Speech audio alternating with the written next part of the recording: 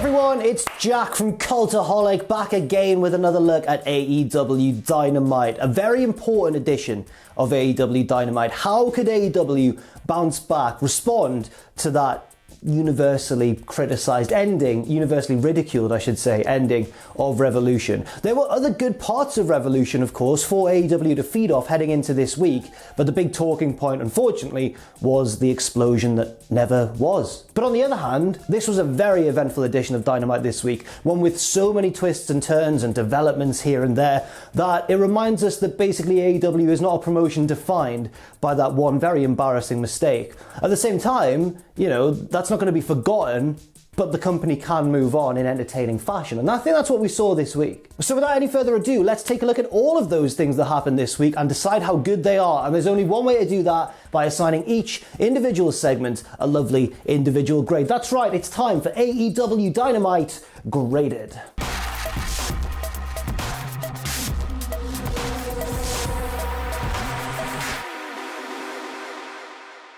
We start things off with Matt Jackson of the Young Bucks taking on Rey Fenix in singles competition. Of course, Fenix and Pac are the number one contenders to the Young Bucks tag team titles, so that makes a lot of sense. On commentary, they're talking about Matt Jackson's relative lack of singles wrestling experience. He is normally, 99% of the time, a tag team guy. So it makes sense then that at the start of this match, it's Fenix in control. He is pretty much taking Matt Jackson apart. But Matt eventually turns the tide. He counters Fenix's rope balancing Hurricane Rana thing into a lovely powerbomb from the top, and he's right back into the match. And as this is going on, we see Daniels and Kazarian watching on with interest from the crowd. And the angle that they're at is almost like a sitcom intro, because they're all just like, let's see what's going on here. Hey everybody, because they're almost looking like directly down the camera. Sorry for that, that was really, what I just did there was really weird. Fenix and Matt continue to go back and forth in the ring, and it's a lot more of a wrestling match, if that makes sense, than what I perhaps expected. There's a lot more strikes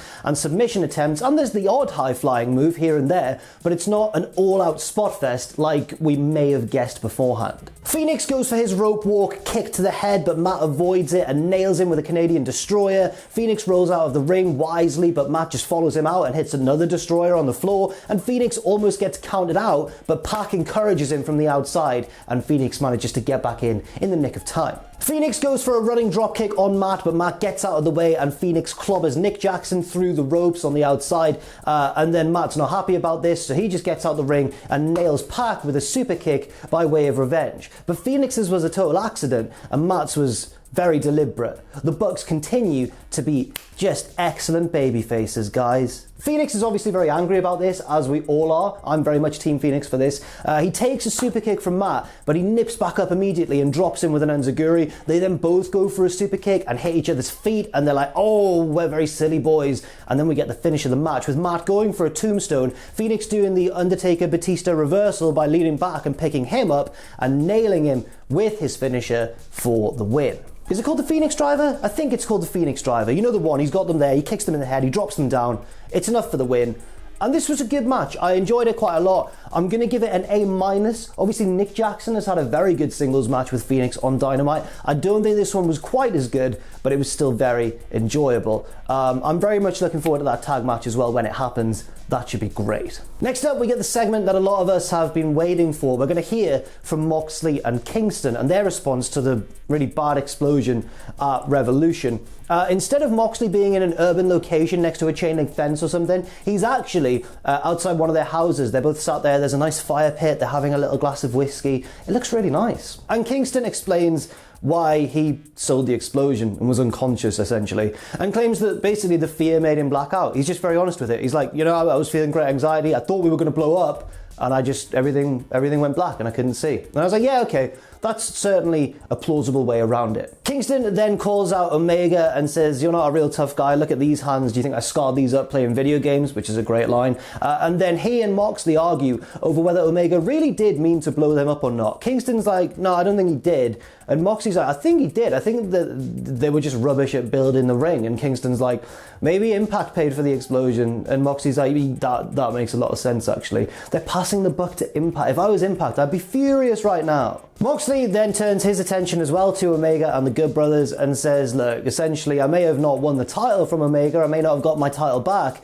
But I did get my drinking buddy back. And now that we're on the same page, you better watch out, because if you show a weapon, you better be prepared to use it. Oh, they're gonna kick their asses, guys. This gets a B+, very loose promo, not much of a plan really, it didn't feel like, but at the same time, the two of them are just so charismatic that I can only give it a B+ grade. It was very entertaining, and I thought it was a wise decision to have Moxley and Kingston just as confused as the rest of us. They're playing the audience role in terms of their response to what happened at Revolution, which I understand, but now that makes it even more important when we hear from Omega later on in the show, and we'll see what he had to say in a little while. Next up, we get Cody Rhodes versus Seth Gargis, who's wrestled on Dark a few times. I'm interested in this one. I'm like, ooh, Seth's a bigger guy than Cody, very muscular, he looks mean, and often Cody is very giving when it comes to letting less experienced people than him get quite a lot of offense in. So I was like, oh, we'll see what happens here. Maybe Seth's gonna get some good shots in. That's not what happened. They square up and they're bouncing around, and then Cody nails him with the right hand, and this bigger guy just falls, but just takes a huge bump for Cody, just like bang. It's almost like Shane McMahon.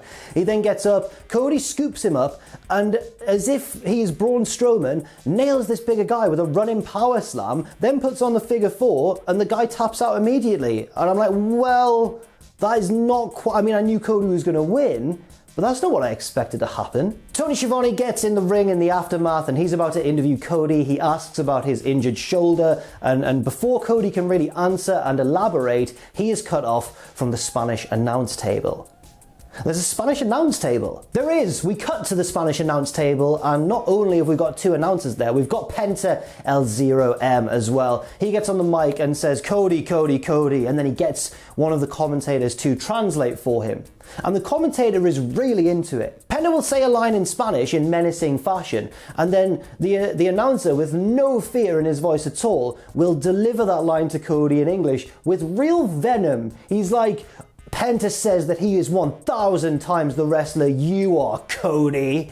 And I'm like, calm down, what's Cody done to you? Penta builds up and says, if you're the Prince of Pro Wrestling, then I am the what was it, like the leader of Lucha Libre, or the liege of Lucha Libre, something like that. He's really good, is what he's trying to say. But then he takes things personal and says, Cody, you're lucky that I didn't focus on that injured arm in the ladder match, otherwise you wouldn't be able to even pick up your new baby girl when she's born. And Cody's had enough, that's too far. He gets out the ring, dives into the crowd, they start brawling, the wrestlers come around there trying to break them up.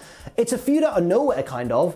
But I'm quite enjoying the idea of it. So how do I grade this segment? Well, first of all, the match was weird. I really didn't expect such a definitive squash from Cody, but that's what happened. And then also the feud kind of comes out of nowhere, but I like the matchup. I'm a big fan of Cody and Penta, so I'm excited to see what happens. Penta obviously is suddenly heel again, despite being in Death Triangle, but Death Triangle aren't like the cleanest of clean baby faces, are they? They're still aggressive and mean, so I'm not too against the idea of Penta just suddenly being a heel. And I think I'm looking forward to their match. I think it's next week, in fact. I also thought I was really clever because I came up with a little theory in my brain where I was like, oh, Penta can break arms, and talked about focusing on the arm. And I think that, maybe he'll break Cody's arm and then Cody has to take time off, but really in real life that's because his wife's about to give birth. And I was like, I'm really clever. I've sorted this out. Then I went on Twitter and saw like 10 other people that had the same idea. So, Anyway, I'm going to give this a B+, not for the match, more for the segment afterwards. It was full of intensity, full of fire, and I'm looking forward to the match. Next up, Chuck Taylor and Orange Cassidy are hanging out in the arcade. Chuck Taylor says, right, we want another match against Miro and Kip Sabian, even though we lost the last one, because this time, if we lose again, I will be Miro's butler forever. But Chuck also says we want our own stipulation put in. We want all of these arcade machines placed around the ring so we can put your heads through each and every one of them. Oh. Lads, Kip's losing this match hard. He is taking one hell of a pinfall and costing Miro this match. And Miro is going to just do something horrible to Kip. And Miro's going to go on and get the big push. I feel like that's what's going to happen here. And I feel like that's probably the right direction. As long as Kip isn't totally buried, as long as he still gets things to do going forwards, I'm all for it. Next up, Tony Schiavone is on the stage. That can only mean one thing. It's time for Sting! Tony doesn't quite hit that note this time. He just kind of goes, it's Sting. And I'm like, no, come on, really, it's Sting. But he doesn't. He's lost it. Sting starts to put over Darby after the street fight, the cinematic match with Team Taz, and says that Darby's a reckless and a really tough guy, and when that happens and you combine that with me, Stinger gets a win. But before we can go on for too long, Lance Archer interrupts with Jake the Snake Roberts in tow, and Lance says, I didn't need to win that ladder match on Sunday to prove that I am the face of the Revolution, and I need to start getting the opportunities that I deserve. And he's really menacing towards Sting, and Sting's like, all right, okay then. Tony then steps in because he's fearless apparently, because he doesn't fear Lance Archer, because he's like, guys, this is Sting's time, come on now guys. And I'm waiting for Lance Archer to go, shut up mate, but he doesn't do that. He just kind of goes, ooh, sorry, and walks off. I was like, Tony got lucky there. This gets a B grade, not much to really talk about yet, because in the words of Zac Efron and High School Musical, it's the start of something new. Next up, we get a match that was the subject of a lot of discussion online because the audio was messed up. Some people were hearing audio from a basketball game somehow. I don't know nearly enough about broadcasting to understand how that happened. But if you want to watch the clean, like the correct version, Tony Khan put that up on YouTube. So, you know, it's out there. I'm going to be talking about that one because I don't really know what happened. So QT Marshall is interviewed backstage and asked what the hell happened at Revolution. Why did he lose his temper and walk away from Dustin in that tag team battle royal? And QT says, look, I'm human, I lost my temper, it happens to everybody from time to time, but I'm refocused tonight and it's all about my boy, Lee Johnson. He is going to beat Ethan Page tonight and prove that the Nightmare Family's the best and all that sort of stuff. But you know that something's going to happen with QT. Johnson starts off brightly, but Ethan Page, man, he's just a complete package in the ring, isn't he? He's got strength, he's got quickness when he needs to, he's got great technique. I think he's really, really good. And he's got the size and strength advantage just a bit over Lee Johnson, and uses that to take control. He's also got a massive experience advantage, but Lee Johnson starts to fire up again. He's a very natural babyface, isn't he? He takes Ethan Page up top, but Page manages to gain control, just body slams him off the top rope. Doesn't even wobble when he picks up another human. I'm like, wow, he is deceptively very strong. He then gets on the apron, springboard cutter through the middle ropes, makes it look like nothing. I'm like, yeah, they've done a good thing picking him up here from Impact. Johnson gains control again, heads up top, goes for a frog splash, Ethan Page moves, Johnson lands weird and seems to jam his ankle and hurt his foot somehow. The ref starts to check on him, but Ethan Page doesn't care. No mercy, bang, kick straight to the face while Lee Johnson's talking to the ref. The ref's furious, but it shows that he's just so ultra competitive and a bit of a dick as well. Johnson rolls to the outside, clutching his hurt leg or foot. He wants help from QT. QT doesn't offer him any sort of help. Ethan Page gets out the ring, rolls him back in, gets it himself, and nails him with what we now learn is called the Ego's Edge, his big finisher. It's like a razor's edge, and that's enough for the win. Page then starts to beat Lee Johnson down in the middle of the ring, and QT doesn't do anything to help him. He just stands out there watching from the outside. Dustin Rhodes runs down, and he chases Ethan Page away, and then turns to QT like, what the hell are you doing? But QT's already turned around, and he's halfway out the arena by this point. Ooh. This gets a B+ grade. Good match, good storytelling, good. It was a good segment. I don't know what else to say. Next up, my boy, Alex Marvez, has found not Kenny Omega and the Good Brothers, because they're always mean to him. Instead, he's found Hangman Adam Page, who's obviously a far richer man now, because he won all of Matt Hardy's Q1 earnings in the big money match at Revolution. And Hangman pulls in on a lawnmower, and Marvez is like, how's it going, man? And Hangman's like, obviously I'm having a brilliant time. And he's like, yeah, I bought this new lawnmower, bought a few things here and there, but I gave most of it to the Jacksonville Educational Fund or something like that. And I'm like, oh, that's, you know, well, what a babyface. He then says, come on guys, there's room for more of you on here, and the Dark Order all get involved, and Silver's on there, and Reynolds and stuff. They all get on the lawnmower, and Hangman drives off. Allin 5 Angels tries to get on, but they're like, sorry, there's a weight limit. And they drive off, and he's like, yeah, guy, yeah, cool. So that's, you know, that's how Hangman's doing. Nice to get a little update from him. He's doing really well with the Dark Order at the minute, so I'm really worried that things are going to go bad for him and he's going to get sad again. Next up, Shivani's back on the stage. He's pulling a shift tonight, and it's time to introduce Christian. He starts to hype up Christian, but then Omega's music plays and the dancers come out with the broomsticks, and basically Shivani gets cut off by Omega's big flashy entrance. Here comes Omega with the belt, with the Good Brothers, with Callis. They all head down to the ring, and you know, Tony this time, despite standing up for Sting before when Lance Archer cut into his time, has nothing to say.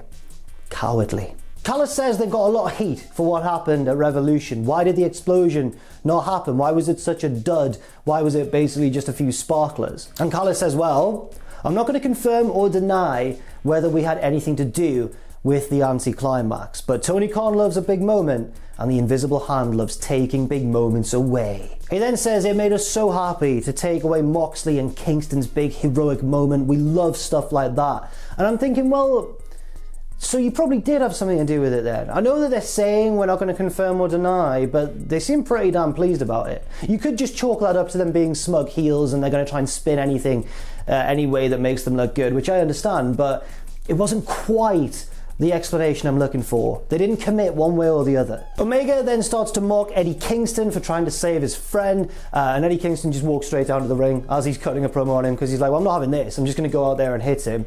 Kingston gets in the ring, they're all like, whoa, whoa, whoa, whoa, whoa. Callis is like, I'll take this. I know this guy from back at Impact. And Callis gets on the mic and says, Eddie, you're a really talented guy, and I always respected that and I always recognized that.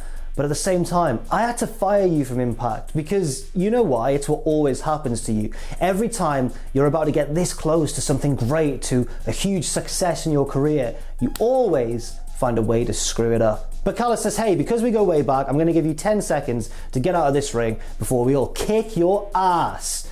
And Kingston's like, no. There's then a countdown for 10 seconds on the Tron, and Callis and Omega like hug each other on the floor and they're like, I'm so scared. It's not that funny, is it? Come on. Kingston also doesn't find it that funny. He's like, all right, what are you doing? Then the countdown ends, there's no explosion. Omega gets up and gets on the mic again and says, come on, Kingston, I'll give you a free shot. Hit me right now. You won't do it because you know that you'll get your ass beat by these guys. And Kingston goes, wow, bang, I am going to do it, and knocks Kenny Omega onto the canvas. The Good Brothers jump Kingston, of course, but here comes Moxley to save the day. Kingston and Moxley get in control. They take the Good Brothers outside and they're brawling all around the ring, and that leaves Kenny Omega down and out, recovering from that big right hand in the middle of the ring.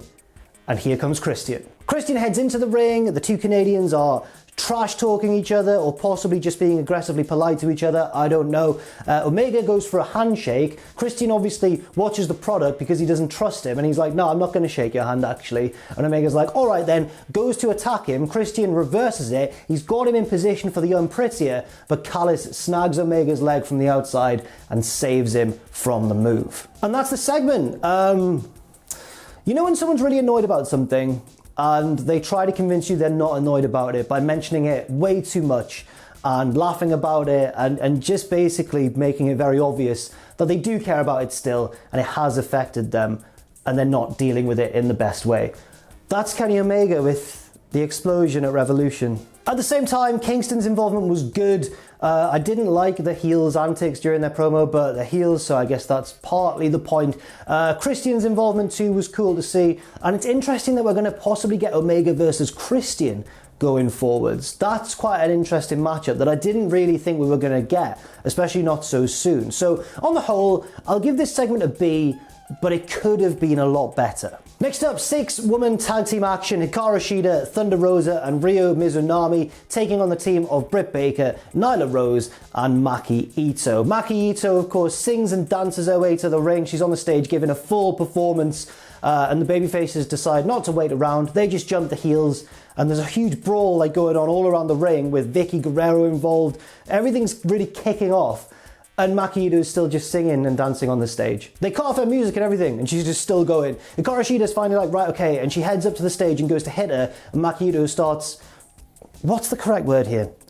Booping her with the end of the microphone. It's not like a big CM Punk bang, it's more like, boop, oh, hit you again there.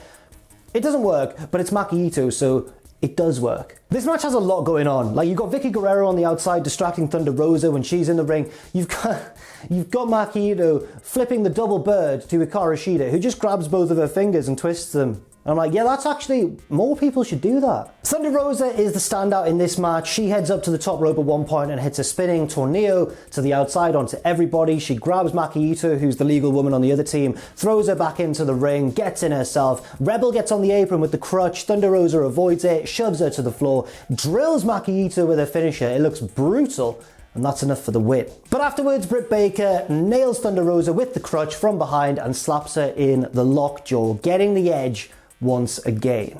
This wasn't a great match, but that's okay. And the aftermath was good, and the finish was good, so I'm giving it a C+. It wasn't perfect, but it was entertaining, and you couldn't take your eyes off it, for better or worse. I might be being generous here, but yeah, I'm giving it a C+. That sounds fair in my head. Your mileage may vary. We head to a bar somewhere where Matt Hardy is hanging out with Private Party. He looks depressed because obviously he lost the big money match to Hangman, and he says, guys, we need to make more money, we need more wrestlers, I need to invest to make money, we need more menacing lads in our team. And Private Party are like, really? Well, you've got us. And Matt Hardy's like, look, we need more menacing guys. That's why I've hired the Blade, the Butcher, and the Bunny. And they walk in, there's a bit of tension with them and Private Party. Matt Hardy seems happy, and his ranks swell in number. No issues with this. I was wondering what was going to happen with the Butcher and the Blade and the Bunny, because obviously now Eddie Kingston's a face, they're a little bit directionless, so I'm glad about this. They're a really handy tool for AEW in a booking sense to have on the roster. These kind of floating mercenaries that can work for whichever heel they need to, and it makes sense because they're getting paid. I think that works as long as, you know, it's a small number of people on the roster and it doesn't happen all the time. Next up, the TNT Championship match with Darby Allin defending his belt against the man who won the face of the Revolution ladder match, Scorpio Sky. Darby seems bizarrely okay after throwing himself down through like 3 floors of a building to win that street fight on Sunday night. But it's Darby Allin, so we'll give him a pass. They grapple around quite a lot. Darby ends up on the apron and has a bit of trouble flipping back in and lands weirdly on his ankle. He seems to have tweaked it. He's not happy with that. And Scorpio Sky takes full advantage. And at the time, I wasn't sure whether this was deliberate or a botch, but they played it off well either way. Darby fires back up. He sends Scorpio Sky to the outside at one point, goes for a low pay through the middle and bottom ropes. Scorpio Sky reverses it into a cutter. And I'm like, whoa! That was really, really cool. All of a sudden, because of that insane move, Darby's in a lot of trouble. Sky goes for several pinfall attempts in the ring, but Darby manages to keep kicking out. They head up top. Darby shoves Sky down into the ring and goes for the coffin drop. But Sky reverses that into a beautiful powerbomb as Darby flies overhead. I'm like, Scorpio's got all the counters, man. But the most important counter belongs to Darby Allin, because when Scorpio Sky goes for the TKO to finish things off and win the belt, Darby reverses it into an inside cradle, 1, 2, 3, and he holds on to the TNT Championship. After the match, Scorpio Sky is not happy, attacks Darby from behind, slaps a heel hook on the weakened foot. I'm like, oh, that bit earlier on probably was deliberate then. And he wrenches on the foot and wrenches on it. Darby's in a lot of pain, and Scorpio Sky's heel turn is complete. This was a very enjoyable match, probably my favourite match of the night. It's between this and Matt Jackson versus Fenix. And I'm going to give it an A- grade, especially because of that heel turn at the end. It makes a lot of sense. I enjoyed it. And finally, the moment we've all been waiting for, the Inner Circle War Council, where we're all pretty convinced heading into this that MJF is going to convince the rest of the Inner Circle to turn on Chris Jericho and replace him as the leader of the group. Jericho gets in the ring and says, well, I mean, a great army knows when to change its strategy. We have been on the decline recently, but we're a great army and we're going to change things up. Maybe we're going to even add a new member. And MJF cuts him off and says, Chris, I don't think we need to add a new member. In fact, maybe we need to get rid of one. And everyone's like, oh, here we go, it's happening right now. But before we can find out what MJF is alluding to, even though we're all quite certain what he is indeed alluding to, here comes Sammy Guevara making his return. Jericho's furious to see him. He's like, Sammy, you're dead to the Inner Circle now. You left us. What are you doing here? And Sammy says, Chris, I know I'm probably the last person you want to see right now, but I've got something you need to see. And he turns Chris's attention to the Tron, and this is what we see. The video is Sammy Guevara leaving a camera hidden in the Inner Circle's locker room, and then he gets out of there, and then it fast forwards a little bit, and we see a meeting between MJF, Santana, Ortiz, and Jake Hager. And MJF basically says, guys, it's time to cut the head off the snake. Are we in? They all put their hands in, and they're going to turn on Jericho. We get back to the arena, and the atmosphere is quite awkward. So MJF's like, well, I mean, you found out, I suppose. That doesn't change anything. We're just going to do it. Get him! And then the rest of the Inner Circle all step forwards menacingly towards Jericho. It's Santana, Ortiz, and Hager. On the other side of the ring, it's Sammy and Jericho, but it's not looking good for them. And they back them down and they back them down. And then they turn around, and now all of the original Inner Circle are facing off with MJF. And he's been caught. It's a double swerve, Wow. Jericho says, Max, you really are an idiot. You didn't think that we know about this. You didn't think we realize what you're doing and that we all talk to each other. You're a fool. And since I'm the one who brought you into the inner circle, I'm the one who's going to take you out of it. And he shoves MJF down and they're all about to give him a beating. And MJF's on the floor in the corner cowering and begging and crying. And he gets the mic and he says, look, please don't do this. Please don't do this. I swear I wasn't trying to take over the group because I was too busy building my own. And the lights go down. When they come back up, behind the inner circle in the ring is FTR, Tully Blanchard, Wardlow, and Shawn Spears. And Dax Harwood's got a bottle in his hand and he smashes it over Jake Hager's head and the fight is on. It's a very one-sided fight, to be fair. I mean, Sammy Guevara gets his head kicked through a steel chair by Shawn Spears. Santana and Ortiz get given a double spike pile driver by FTR with Tully jumping off the ropes and administering the final blow. You've got Wardlow debuting what looks like a bit of a new move where he holds Jericho on the middle rope by his throat and then drops him off into a knee strike, which looks pretty brutal. That's, yeah, I mean, damn. MJF busts Jericho open with the Dynamite Diamond Ring, then beats him up with his own baseball bat, and they take Jericho up the ramp, and Wardlow powerbombs him off the stage through some tables below. And MJF's new stable stand tall on the stage to bring the show to a dramatic conclusion. I don't know what to say about this, right? I really enjoyed it though. We thought there was going to be one thing, but then there was another with the inner circle all being aware of what MJF was doing. Then a triple swerve because MJF really had the cards all along. I mean, I really liked it. I've seen a few criticisms of people saying it's one heel group attacking another. No, it's not. It's a new heel group attacking a now babyface group. Come on. So it's going to be Santana and Ortiz, who are easy to cheer for because they're awesome. Jericho, who's Chris Jericho. And Sammy Guevara, who's already a babyface. I think this is going to totally work. I hope they go all in with the face turn. I really do. But yeah, I'm excited. I really enjoyed it. It could be remembered as one of those big signature Dynamite moments. So I'm going to give it an A+ grade. Some people might be like, whoa, that's quite strong. I really liked it. But how was the show overall? Well, we had two very good matches, Fenix and Matt Jackson, Scorpio Sky and Darby Allin. We had that awesome moment to end the show. But everything else in my mind felt a little bit pedestrian. There were a few strange things on this show. Cody squashing that dude for like no reason. The 6-woman tag team match, which was just odd from start to finish. But generally, I enjoyed it. The big moments paid off. Maybe not the explanation of the explosion at Revolution, but that was a tricky thing to handle anyway. On balance, I'm going to give this show an A- grade. And I enjoyed it on the whole, and I'm excited to see where things go from here. So that's it for this week's Dynamite Graded. Thank you very much for watching. I've been Jack from Cultaholic.com. Do leave your thoughts and opinions in that comment section down below. Stay safe out there, stay positive. Thanks for watching, and I'll see you very soon.